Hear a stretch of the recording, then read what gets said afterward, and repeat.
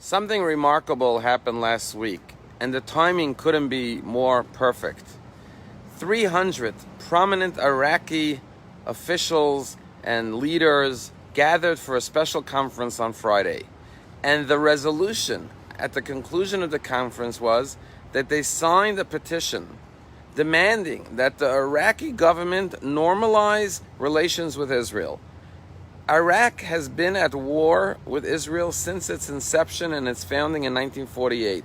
Iraq has joined 3 different wars against the state of Israel. Having normalized relations with Israel is illegal in Iraq. It is penalized as a crime if an Iraqi has a contact and relationship with Israelis. And they were asking to look around and see that those countries that have joined the Abraham Accords are moving in a direction of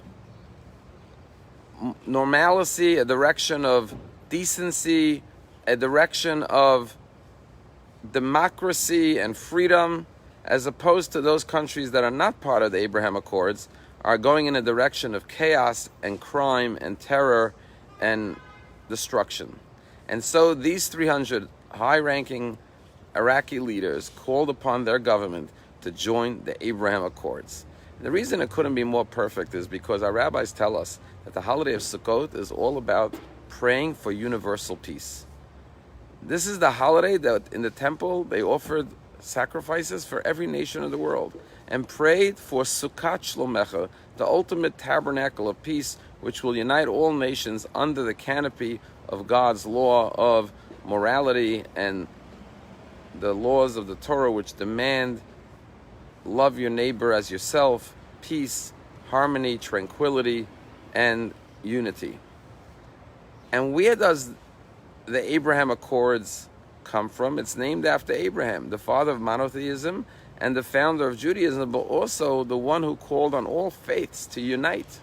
As a matter of fact, our rabbis tell us that the origin of the sukkah is from something that Abraham did. It says when Abraham saw 3 strangers coming his way, he ran towards them and invited them into his home. And he sat them underneath the tree and they ate.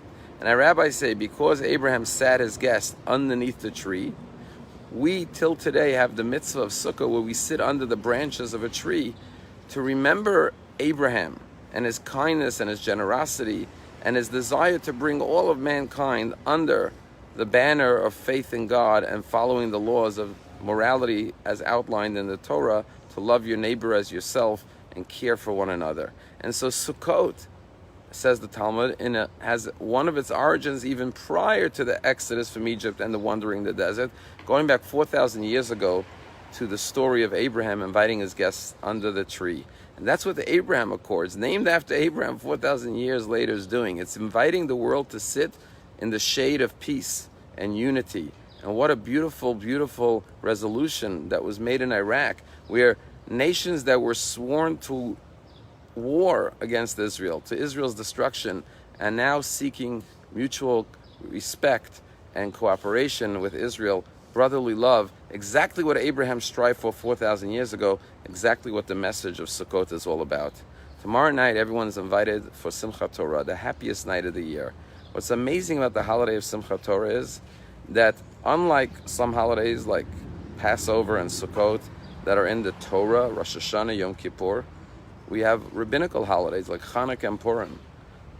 But the holiday of Simchat Torah is the one holiday that's not in the Torah and it's not rabbinic. The first time we find the mention of Simchat Torah is in the 5th century, in the early Middle Ages. In other words, after the Jews were in exile and had gone through so much suffering, they established the holiday of Simchat Torah. You would have think they would have established a holiday of fasting, of mourning, because they'd gone through the 2 destructions of 2 temples, been exiled, suffered so much. But the Jews said, no, we're going to celebrate our Judaism. Why? Because as long as we have the Torah, we have a relationship with God. And that is something worth celebrating no matter what our physical conditions are. And where have you ever seen a graduation where people finished a series of study and they dance around the room with the books that they studied with in medical school or law school? It never happens, because knowledge isn't usually associated with joy. Judaism, we dance with the Torah because the Torah is about joy. Why is it about joy? Because it connects us to God that is transcendent and beyond this physical world. And that's why Jews in the early Middle Ages established Simchat Torah as a day of celebration. Just conclude with a story. They tell a story about this rich man who had a very poor neighbor, but his neighbor was always happy and he was always miserable. And it always bothered him. Why is my neighbor so happy? He's so poor. I have everything and I'm miserable. But the holiday that bothered him the most was Sukkot, because when he would sit in his sukkah, the rich man, he would hear the poor man happy, singing, having so much joy with his family, and it bothered him to no end. He was so envious of this poor man. So one year, he decided he's not going to let the poor man build a sukkah. So he told every Jew in town no one should help him with materials for a sukkah, and since all the people in the town worked for him or were dependent on him, they listened to him. Comes Sukkot night, he sees the poor man goes out to a beautiful sukkah. He's wondering, how did he get a sukkah? So he went over to the poor man and said, where did you get this sukkah? So he said, I'll tell you, it was before the holiday. I didn't know where I would get my sukkah from. And I ran into the angel of death. And I said, what are you doing in town? He said, I'm coming to take the soul of this rich Jew. I said to the angel of death, you're wasting your time. You don't have to take his soul. He's dead already. He's not living. He has no joy in life. He's always miserable. You're wasting your time. And the angel of death said, really? Thank you for saving me my work. Here, go to the cemetery. You could take some wood from the casket that was going to be designated for this rich Jew, and you could use it for your sukkah. So I went to the cemetery and I took the wood and I made a sukkah. The rich man got the message, and the message was that no matter what your circumstances are in life, if you're not joyous, then you're not really living. When you say someone is full of life, it means they're full of joy. The Jewish people barely had an existence for thousands of years. The sukkah represents the wandering and the expulsions of the Jews from one nation to the next, always seeking refuge in a temporary dwelling like a sukkah. But what we always had with us was the Torah. And as long as we had the Torah, we rejoiced, we celebrated life. And so on this Simchat Torah, come to shul, raise your glass, say l'chaim, dance with the Torah, and thank God that you're a Jew and you have a connection to Hashem through His Torah, which can bring you joy under all circumstances. Chag Sameach.